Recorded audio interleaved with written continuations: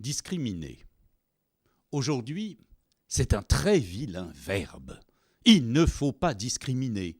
À chaque fois qu'on le fait, alors on exclut, on stigmatise, on met au dehors, on blâme, on sépare, on séquestre, on met en quarantaine, etc., etc. Bref, discriminer, ça semble être la pire des choses. Je voudrais prendre la défense de ce mot, parce qu'il ne désigne pas tant d'horreur que l'usage courant veut lui faire contenir. Discriminer, c'est d'abord simplement séparer, distinguer, discerner. Le travail de la pensée, qui passe au crible les idées, qui fait le tri, le travail du discernement, c'est toujours une discrimination. Discriminer, c'est trouver des traits distinctifs. C'est chercher ce qui caractérise une idée par rapport à une autre. C'est introduire des différences pertinentes.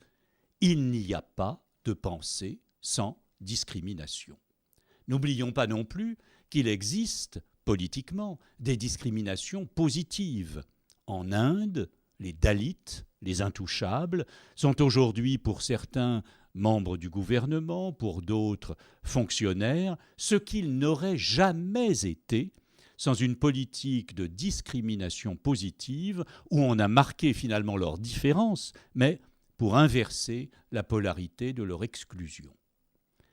Il y a toujours un problème.